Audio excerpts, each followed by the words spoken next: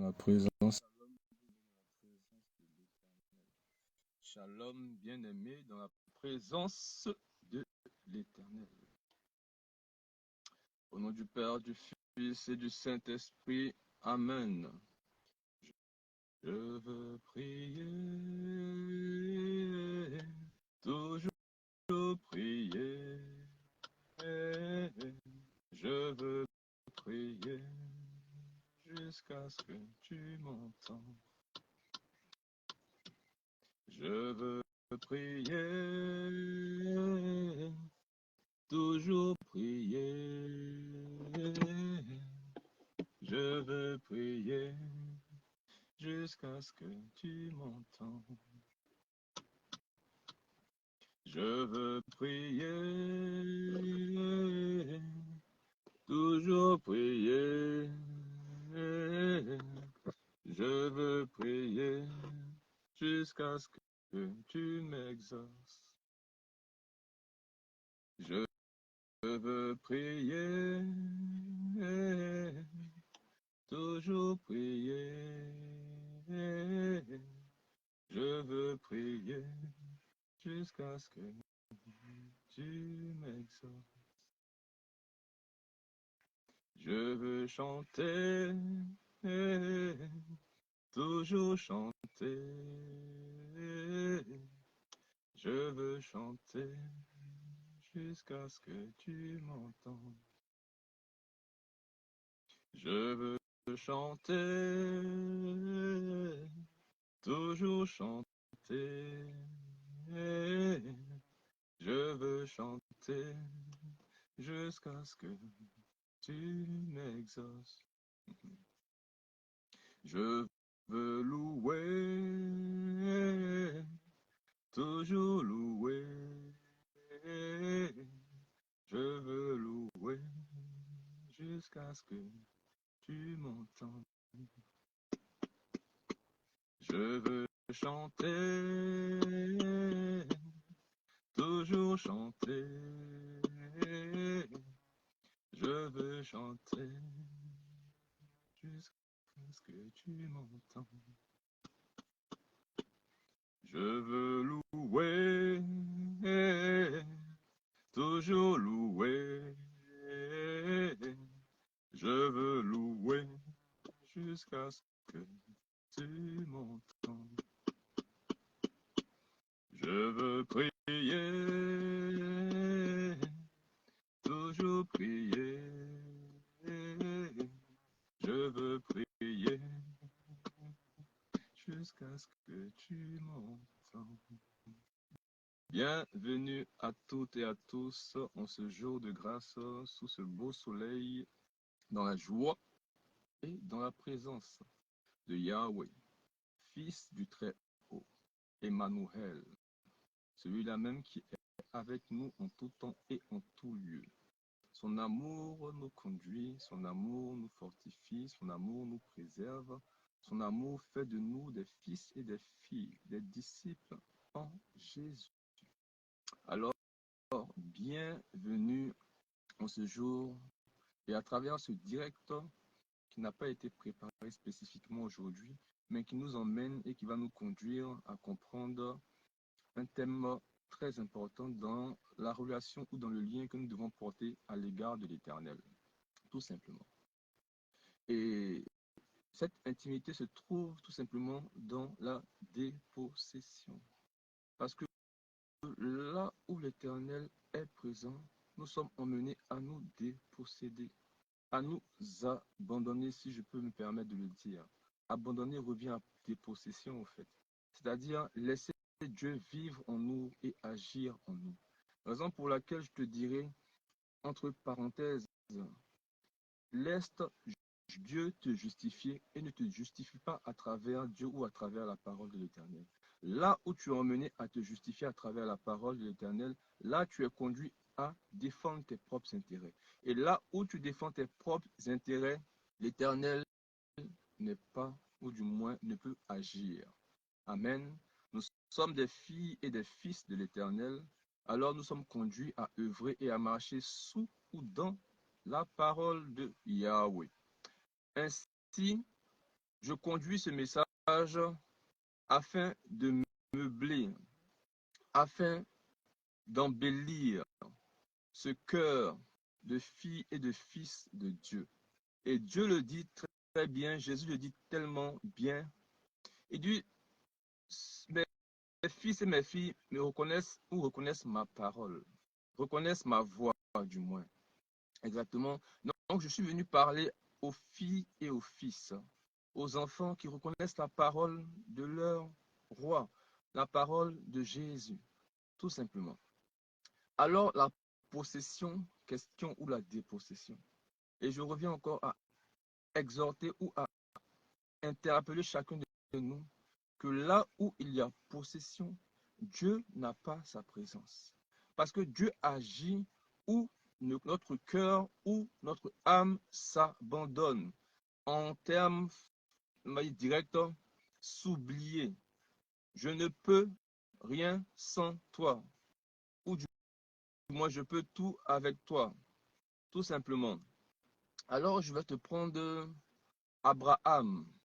Abraham qui met en exemple, mais qui nous traduit cela parfaitement. Parce que comme on dit souvent, il faut retourner à la source. Et pour commencer, la source, c'est la Genèse. Et à travers Abraham et Sarah, bien sûr, qui au départ étaient Abraham et Sarah, nous allons essayer de décortiquer afin de conduire chacun de nos fils et filles de Dieu à comprendre véritablement l'objet de la dépossession. Amen. Que la grandeur et l'abondance de Dieu ouvrent ton cœur à entendre sa parole, à l'écouter, à percevoir la puissance et l'impact qu'il porte dans la vie de chacun de nous. Celui qui se pose des questions encore à l'encontre de ce message, je pense, n'entendra pas la parole, ou ne reconnaîtra pas la parole de notre Seigneur, comme il le dit. Alors tu prends place, tu t'assieds et tu prends note. Mais avant toute chose, nous allons encore élever notre Seigneur Jésus par la prière. Père éternel, que ta bénédiction soit en ce jour présent là où nous sommes. Que ta bénédiction soit présente là où nous sommes, Seigneur Jésus, afin que le cœur de chacun de tes enfants, l'âme soit ouverte, dégagée à entendre ta parole et non à vouloir juger tout simplement, à percevoir le message que tu veux diligenter, le message que tu veux conduire dans le cœur de tout un chacun, afin d'asseoir ta présence, afin d'élever ta présence et afin d'agir de manière miraculeuse. La possession. La possession est un frein dans notre engagement. La possession nous condamne ou du moins nous écarte de celui-là même qui parle de se déposséder. C'est pareil comme la vocation l'appelle. L'appel nous conduit à nous abandonner au chemin que nous suivons, au chemin que nous avons décidé de suivre. Alors, frères et sœurs, chacun a la vocation qu'il désire, ou du moins la vocation auquel Dieu l'appelle, exactement pour être clair. Nous revenons sur Abraham et Sarah. Et nous allons voir qu'à travers même les prénoms, Dieu a dû, ou du moins s'est permis de changer ses prénoms ou ses noms afin de prendre place, afin de prendre autorité sur la vie de son fils Abraham, sur la vie de sa fille Sarah du moins. Parce que Abraham de base disait, signifiait, on peut le traduire par le père exalté. Alors que Abraham devient le père de la multitude. Sarah voulait dire ma princesse, alors que Sarai c'est traduit par princesse. La possession a été démystifiée dans le nom de chacun de ses fils et de ses filles, Abraham et Sarah. Encore, nous allons parler aussi de Esther. Lorsque Zacharie du moins s'est conduit, s'est dirigé vers Esther pour lui dire de parler au roi, Esther a voulu se désengager. Et Zacharie lui a dit quoi? Ne pense pas que tu seras épargné parce que tu te trouves dans un royaume, parce que tu te trouves dans un château, parce que tu es ami au roi ou bien mari au roi. Tu penses que tu seras protégé. Zacharie l'a interpellé. Cela a mis en elle, ou du moins a instauré en elle, une dépossession, c'est-à-dire, cela ne m'appartient plus. Ça, ce n'est plus pour moi. Cela est une façade. Alors je m'abandonne à celui-là même qui a élevé mon peuple, qui m'a conduit ici avec mes fils et mes filles, mes frères et mes sœurs. Esther s'est dépossédée. Oui, parce que en départ, elle avait une possession. Quand je dis possession, elle avait une façade de possession. Je parle de la royauté et tout. Mais Zacharie l'a ramené à l'ordre, ou lui a fait comprendre quelque chose de fort. Toi qui es en face de moi, toi qui m'entends et qui te poses des questions, et je le sais, qui est emmené à vouloir remettre la parole de l'Éternel ou les passages qui sont élevés et énumérés en ce jour, je veux te faire comprendre que Dieu parle au travers de ses enfants et que ce message t'est destiné. La dépossession. Abraham a été dépossédé dans son nom. Exactement. Le Père est exalté, est devenu le Père de la multitude. Et Sarah, ma princesse, est devenue princesse. Afin que Dieu puisse agir de manière totale et véritable, Dieu a besoin que tu n'aies pas d'emprise extérieure. Que ce soit dans la connotation du nom, que ce soit dans tout ce que tu entreprends. Dieu ne veut pas que tu aies une emprise ou même qu'on ait une emprise sur toi. Dieu veut être comment on dit ça, ton devant, ton derrière. Dieu veut être ton guide total. Raison pour laquelle on parle d'abandonner. Voilà, c'est le terme qui est plus, comment dire, doux aux oreilles. S'abandonner, c'est lâcher prise. S'abandonner, c'est dire que aujourd'hui, certes, ma situation est Y. Je ne mérite pas de marcher dans la présence de Dieu. Je ne mérite pas, entre guillemets, d'annoncer sa parole parce que Dieu parle de prospérité et sachant que je me parle de sa parole, ou mais j'annonce sa parole, ou je marche dans sa parole, ou je fais tout ce qu'il y a à faire, mais dis, je ne suis pas encore, entre guillemets, ce que je dois être. Donc, je préfère attendre. Dieu, à travers ce message, t'emmène à comprendre qu'il faut s'abandonner. S'abandonner, c'est se jeter dans le vide. Comme je disais dans le temps, dans un échange, dans une rencontre, qui a déjà vécu le néant?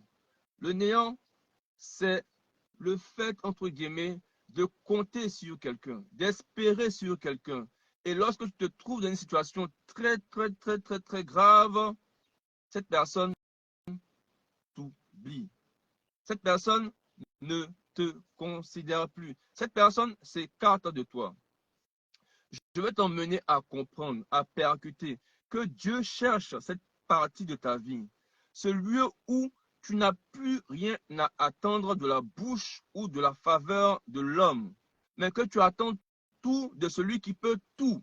Je te parle de Yeshua, je te parle de Adonai, je te parle de Dieu, je te parle du Créateur, je te parle de l'autorité suprême. Même s'il n'y a pas de nom pour qualifier et quantifier la grandeur de l'Éternel, je veux que tu dises avec moi Yahweh. Parce que Yahweh traduit la vie. Et cette vie, c'est cette vie que tu as aujourd'hui. Alors tu es emmené à t'abandonner, à te déposséder de tout. Que tu aies des biens. Je veux te parler de ça à travers encore l'exemple d'Abraham. Avant qu'il prenne Abraham, Abraham avait des serviteurs. Cela traduit que Abraham n'était pas dans la misère. Abraham n'était pas dans la souffrance. Abraham n'était pas dans comment dire ça. Il n'était pas serré, comme on dit chez nous. Il n'était pas serré.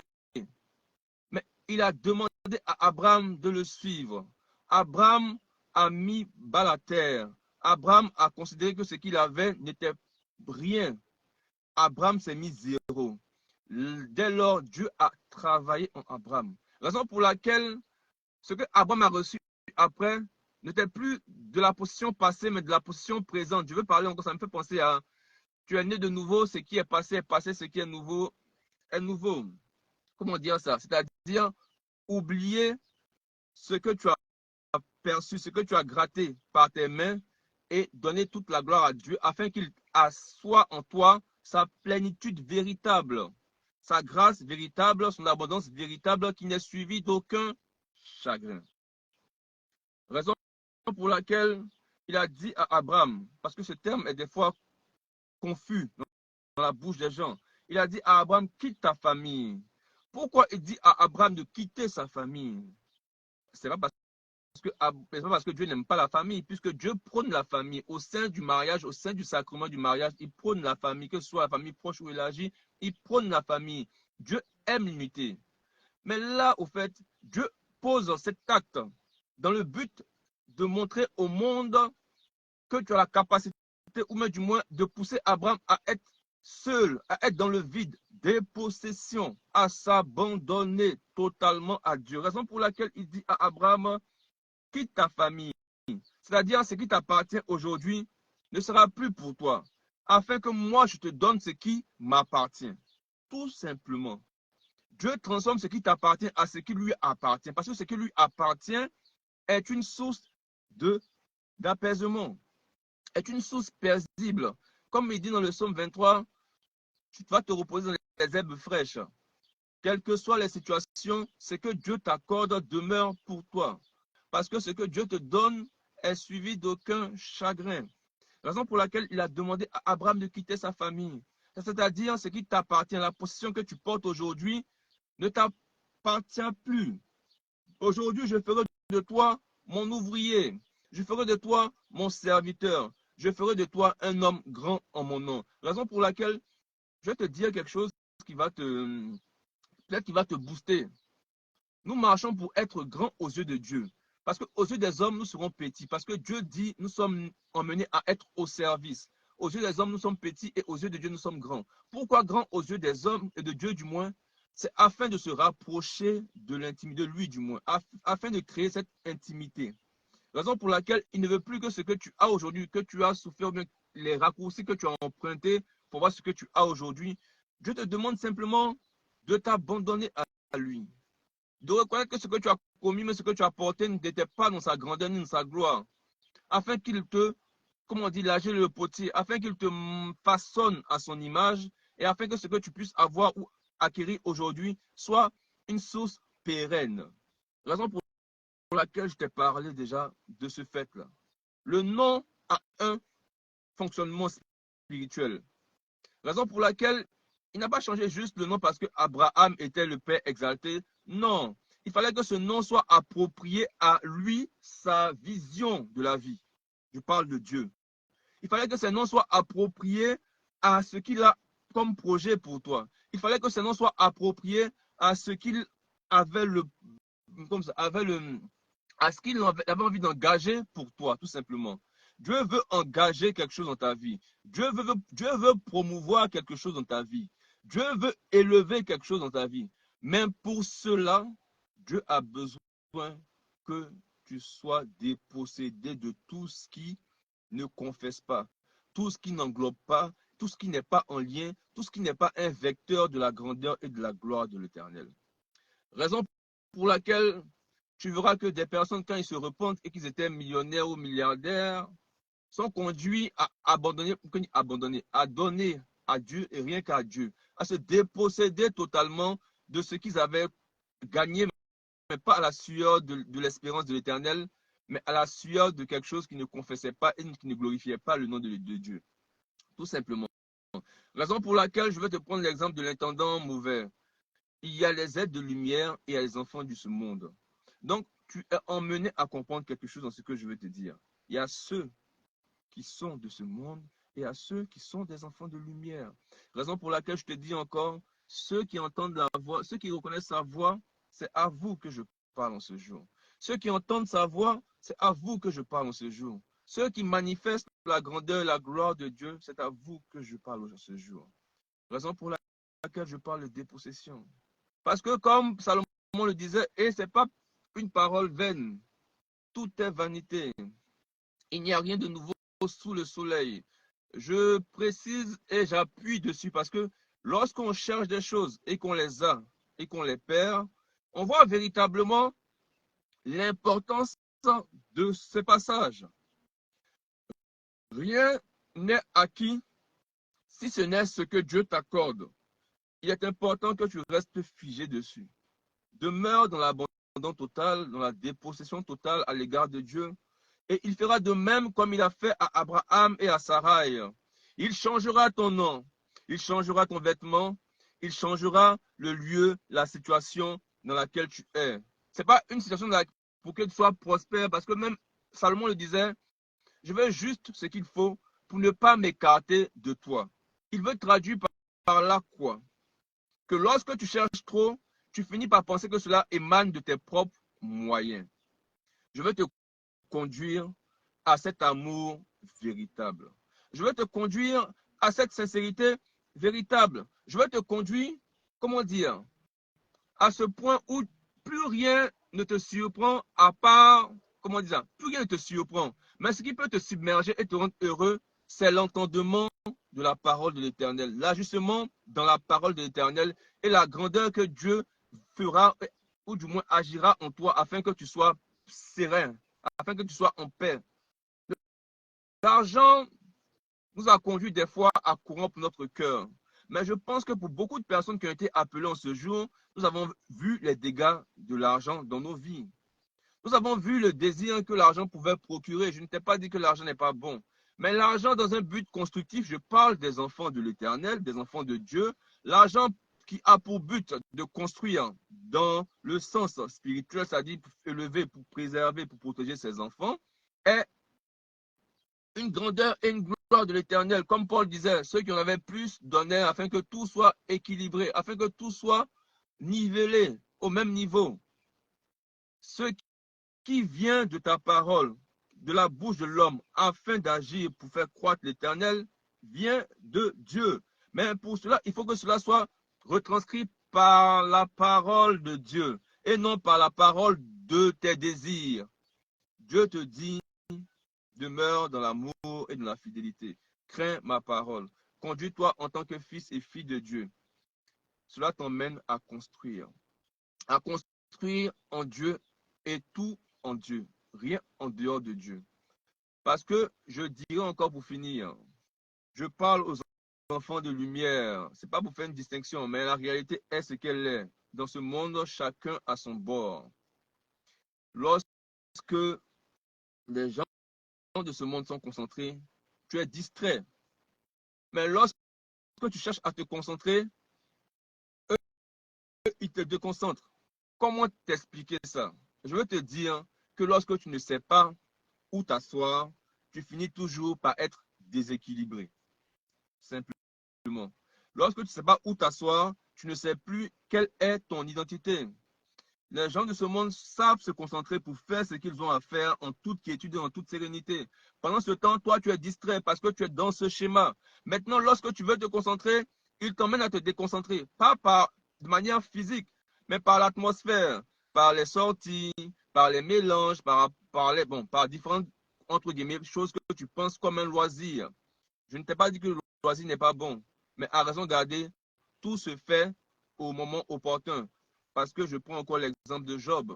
Job a été une personne dont Dieu a béni ses mains. Il faisait des banquets, ses enfants s'épanouissaient, il jouissait de cette grâce-là. Donc c'est normal. Mais il faut savoir quand est-ce que faire, où faire, afin que cela ne soit pas, comment dire, dégradé, tout simplement. Parce que quand tu portes l'image de Dieu, il y a des choses, si tu veux véritablement, je vais t'expliquer en le fond. Tu pourras poser tes questions dans tous les domaines. Et si à cet instant, je vois que si tu te remets encore en question, mais tu remets encore cette parole en doute, ou cela t'interpelle, tu as juste à envoyer un message sur le direct ou après.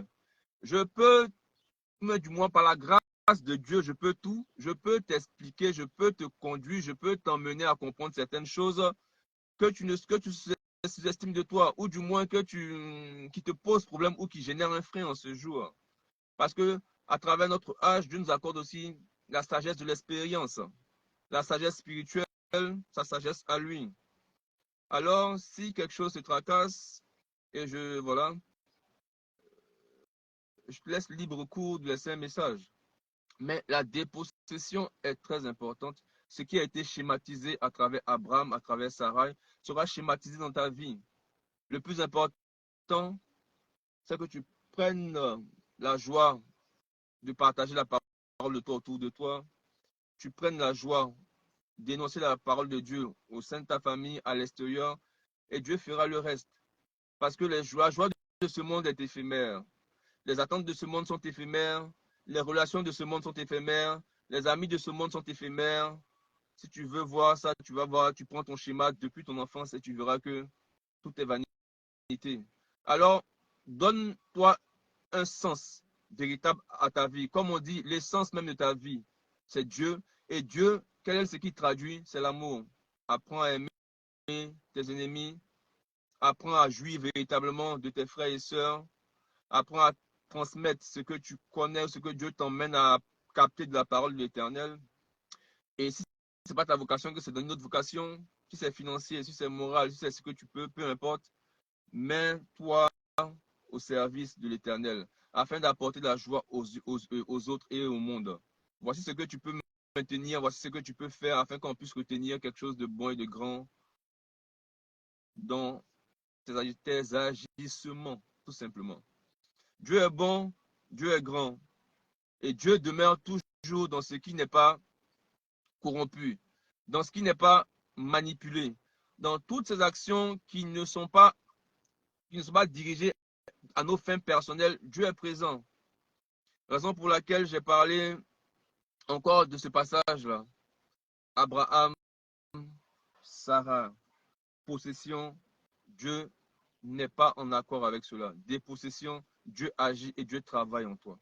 Alors que ton mariage ne soit pas une source de possession, que ta femme ne soit pas une source de possession, que tes enfants ne soient pas une source de possession, que ton ministère ne soit pas une source de possession, que tes enfants ne soient pas une source de possession, que tout ce qui vient de Dieu t'emmène à demeurer petit aux yeux des hommes. Je vais t'expliquer ça encore.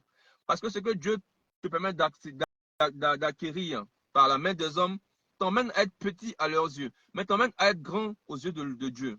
Parce que c'est l'humilité qui fait que tu es ce que tu es. Tout simplement.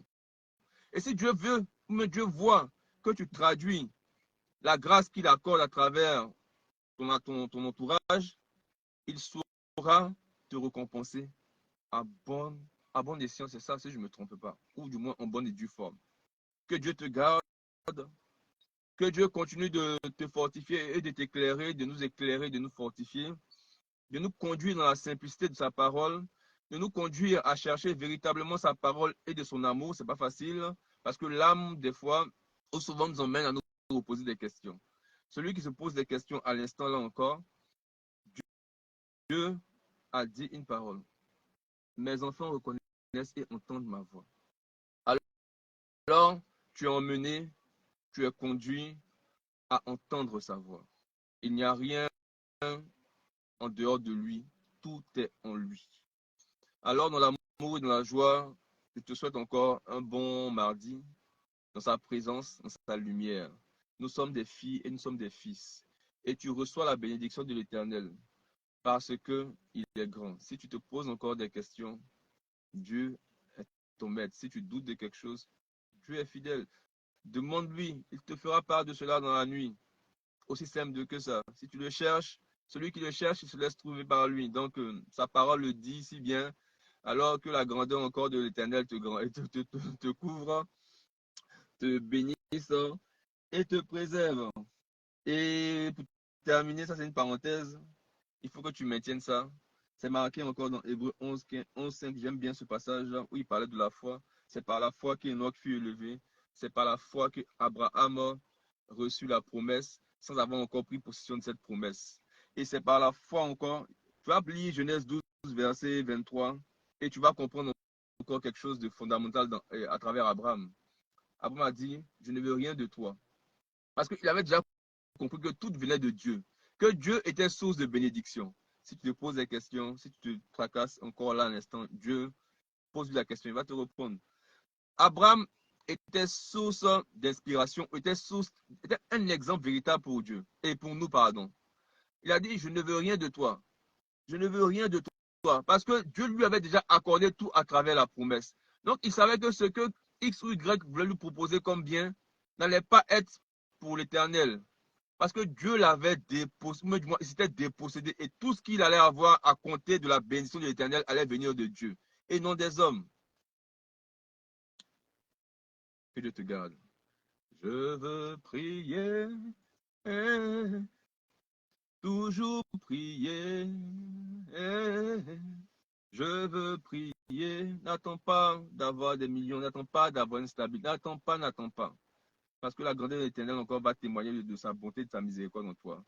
Parce que tu ne sais pas que celui qui est à côté de toi demeure aussi ton témoignage. Celui qui est à côté de toi aussi demeure aussi ton élévation. Celui qui est à côté de toi demeure aussi ta bénédiction. Joseph a témoigné de cela. Et bon nombre ont témoigné. Jésus a témoigné même à travers la bienheureuse mère. Elle a été sa bénédiction. Jésus a été sa bénédiction encore plus parce qu'elle a été couronnée des 12 étoiles. Je veux t'emmener à percevoir que tu peux être un objet de bénédiction pour tous ceux qui sont autour de toi, mon frère. Que Dieu te bénisse. Qu'il te bénisse véritablement et sincèrement. Qu'il te bénisse afin que tu puisses encore ressentir sa présence. Mais que le doute s'écarte de toi. Et que la foi, la ferveur, la chaleur et la puissance de Yahweh te submergent. Ou du moins te remplissent, comme a rempli Élisabeth, son Esprit Saint.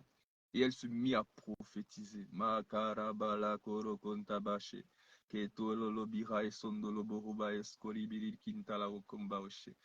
Prophétiser, rempli de l'Esprit Saint. Demeure béni. Je veux prier, toujours prier. Je veux prier jusqu'à ce que tu m'entends. Je veux prier, toujours prier. Je veux prier jusqu'à ce que tu m'exauces. Je veux chanter, toujours chanter. Je veux chanter jusqu'à ce que tu m'exauces. Ne te pose pas beaucoup de questions. Tout est en Dieu. Tes questions ne sont pas ses questions parce qu'il sait ce qu'il a prévu pour toi. Et pour finir, là je peux faire, pour finir, bien aimé dans la présence, s'il vous plaît, changement de ton, changement de situation. Il est important que vous puissiez le faire. Cette page appartient à tout le monde. Vous êtes conduit, vous êtes emmené par la puissance et par la grâce de l'Esprit Saint de Dieu et son bon sens à mettre des pouces sur ce direct et non seulement dans vos groupes. S'il vous plaît. Les 200 j'aime que moi je vois à travers, comment dire ça, ma page personnelle, puisque j'ai les statistiques et tout, c'est moi qui vois. Bon, je dirais que la gloire revienne à Dieu, puisque c'est entre Dieu et moi. Mais je veux aussi que cette page grandisse. Je veux qu'il y ait autant de monde qui se nourrissent, qui puissent partager, qui puissent entendre la voix de l'Éternel à travers ses enfants et ses fils. Alors, prends le temps. C'est pas gratuit. Hein. Non, je rigole. Prends le temps de liker. Prends le temps de t'abonner. Normalement, là, je devrais faire ça avant de débuter. Je l'ai fait aujourd'hui. S'il te plaît. Dieu sait comment récompenser ses enfants. Amen. C'est gratuit. Tu as déjà récompensé. Mais ça, là, c'est gratuit. Free. It's free. Free, free. Please. Come on. Like. Et puis, comment dire ça? See you to l'air. Que Dieu nous garde, que Dieu nous bénisse et que sa puissance encore te trouve de là où tu es et que celui qui entend ces paroles soit réconforté et réchauffé. Au nom du Père, c'est pas terminé. Je vous salue Marie, comblée de grâce, le Seigneur est avec vous. Vous êtes bénie entre toutes les femmes. Et Jésus, le fruit de vos entrailles, est béni. Sainte Marie, Mère de Dieu, priez pour nous pauvres pécheurs, maintenant et à l'heure de notre mort. Amen. Rien ne nous appartient. Tout appartient à Dieu. Et il nous préserve, alors soyons-lui reconnaissants. Les choses de ce monde iront. Sa parole demeure. Toi, tu demeures parce qu'il vit en toi. Est-ce que tu comprends le scénario? Alors, si tu demeures dans sa présence, il sera toujours avec toi.